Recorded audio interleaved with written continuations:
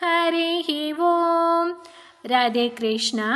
அறிந்து கொள்வோம் பகவான் நாமங்களை, தெரிந்து கொள்வோம் அதன் பெருமைகளை. பகுதி 183. இந்த பகுதியில் 190வது திருநாமத்தை பார்க்க போகிறோம். இது விஷ்ணு சகஸ்ரநாமத்தின் 20வது ஸ்லோகத்தில் வருகிறது. ஸ்லோகம் 20. மகேஷ்வாசோ மகி பர்த்தா ஸ்ரீனிவாச சதாங்கதிஹி அனிருத்த சுரானந்தோ கோவிந்தோ கோவிதாம்பதிஹி. 190வது திருநாமம். ஓம் கோவிதாம்பத்யை நமக. இதன் பொருள் வேதங்களை அறிந்தவர்களை காப்பவர், அதாவது வேதம் கற்றவர்களுக்கு தலைவர் என்றும் கொள்ளலாம்.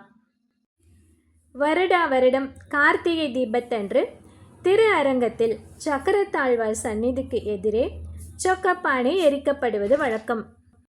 அந்த சமயம் உற்சவரான நம்பெருமாளும் அங்கே எழுந்தருள்வார். அப்படி கார்த்திகை தீப திருவிழா திருவரங்கத்தில் சிறப்பாக நடைபெற்று கொண்டிருக்கையில் திருமங்கையாழ்வார் நம்பெருமாளை பற்றி திருநெடுந்தாண்டகம் எனப்படும் 30 பாசுரங்களை பாடினார். அந்த பாடல்களை கேட்டு மகிழ்ந்த நம்பெருமாள், உங்கள் பாடல்கள் அனைத்தும் அமுதம் போல் தித்திக்கின்றன, உங்களுக்கு என்ன வரம் வேண்டும் கேளுங்கள் என்று திருமங்கையாழ்வாரிடம் கேட்டார் நம்பெருமாள். அப்போது திருமங்கையாழ்வார் கேட்டார்.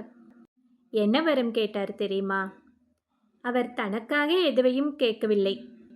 அவர் நம்பெருமானிடம் கேட்கிறார், மார்கழி மாதம் தோறும் அத்தியன உற்சவத்தில் பகல் பொழுதில் நீ வடமொழி வேத பாராயணத்தை கேட்பது, பிறகு அந்த அத்தியன உற்சவத்தின் இரவு பொழுதில் நீ தமிழ் வேதமாகிய திருவாய்மொழியை கேட்க வேண்டும். அப்போதுதான் தமிழ் வேதங்களை மக்கள் மறக்காமல் இருப்பார்கள் என்று வேண்டினார். அவர் அவருக்காக எதையும் கேட்கவில்லை, தமிழுக்காக கேட்டார். அதற்கு நம்பெருமாளும் சம்மதிக்கவே பெருமாளின் பல்லக்கை வாங்கி கொண்டு திருவரங்கத்தில் உள்ள வைணவர்களையும் அழைத்து கொண்டு நம்மாழ்வாரின் ஊரான ஆழ்வார் திருநகரிக்கு சென்றார் திருமங்கையாழ்வார். அங்குள்ள நம்மாழ்வாரின் விக்கிரகத்தை பெருமாளின் பல்லக்கில் எழுந்தருள செய்து திருவரங்கத்திற்கு வந்தார். வைகுண்ட ஏகாதசி நாள் தொடங்கி 10 நாட்களுக்கு ராப்பத்து உற்சவம் நடந்தது. அதில் தமிழ் வேதமாகிய திருவாய்மொழி ஓதப்பட்டது. இதை கேட்டு பெருமாளும் மிகவும் மகிழ்ந்தார். இப்படி திருமங்கையாழ்வார் தொடங்கி வைத்த அத்தியன உற்சவம் காலப்போக்கில் நின்று போனது. அதனால் மக்கள் ஆழ்வார் பாசுரங்களை மறந்துவிட்டார்கள். 4000 திவ்ய பிரபந்தம் இருந்த இடம் தெரியாமலே போய்விட்டது. பிறகு பல நூற்றாண்டுகளுக்கு பின் கும்பகோணம் ஸ்ரீ சார்ங்கபாணி கோவிலுக்கு வந்த நாதமுனிகள் அங்கே ஆறாவமுதே எனத் தொடங்கும் திருவாய்மொழி பாசுரம் இசைக்கப்படுவதை கேட்டார். அந்த இனிமையால் ஈர்க்கப்பட்ட அவருக்கு ஆழ்வார்களின் அனைத்து பாசுரங்களையும் கண்டெடுக்க வேண்டும் என்று ஆசை உண்டானது. அதனால் நம்மாழ்வாரின் ஊரான ஆழ்வார் திருநகரிக்கு சென்று தவம் புரிந்து நம்மாழ்வாரையே நேரில் தரிசித்து 4000 பாசுரங்களை மீட்டு தந்தார் நாதமுனிகள். இந்த வரலாற்றை நாம் முன்பே விரிவாக பார்த்திருக்கிறோம், நினைவிருக்கிறதா? அது எந்த பகுதியில் வருகிறது தெரியுமா? 68வது பகுதியில் 75வது திருநாமத்தில் இதை பற்றி விரிவாக பார்த்தோம். சரி, இப்படி 4000 திவ்ய பிரபந்தத்தை மீட்ட நாதமுனிகள் முதலில் திருவரங்கத்திற்கு வந்து அன்று திருமங்கையாழ்வார் காலத்தில் ஏற்படுத்தப்பட்ட அத்தியன உற்சவத்தை மேலும் விரிவுபடுத்தி நடத்தினார். மார்கழி மாதத்தில் வைகுண்ட ஏகாதசியை ஒட்டி பகல் 10 ராப்பத்து என 20 நாட்களுக்கு பெருமாள் ஆழ்வார் பாசுரங்களை திருச்செவி சாத்தும்படி செய்தார். இப்படி திருவரங்கத்தில் அத்தியன உற்சவத்தை நடத்திவிட்டு கும்பகோணத்துக்கு வந்த நாதமுனிகள் சார்ங்கபாணி பெருமாளுக்கு தன் நன்றியை தெரிவித்தார்.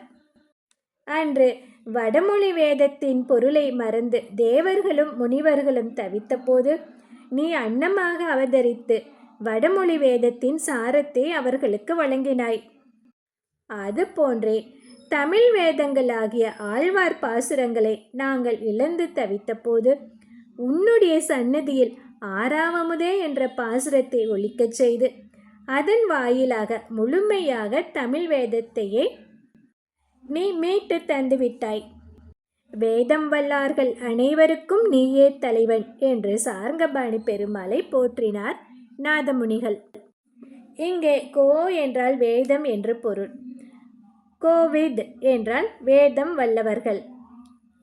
வடமொழி மறை, தமிழ் மறை என அனைத்து வேதங்களையும் நமக்கு வழங்கி அவை மறைந்து போகும் காலங்களிலும் அவற்றை மீட்டு தந்து வேதம் வல்லார்களுக்கெல்லாம் தலைவராக திருமால் விளங்குவதால் கோவிதாம்பதிகி என்று அழைக்கப்படுகிறார். இந்த 190வது திருநாமத்தை நாம் தினமும் ஜபம் செய்து வந்தால் நமக்கு வடமொழி மறை, தென்மொழி மறை இவற்றின் சாரத்தை உணரும் ஆற்றலை எம்பெருமான் அருள்வார். அடுத்தது 191வது திருநாமம். ஓம் மரீச்சையே நமக.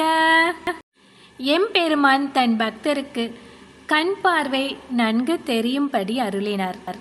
இதை பற்றி அடுத்த பகுதியில் பார்க்கலாம். ஹரி ஓம்.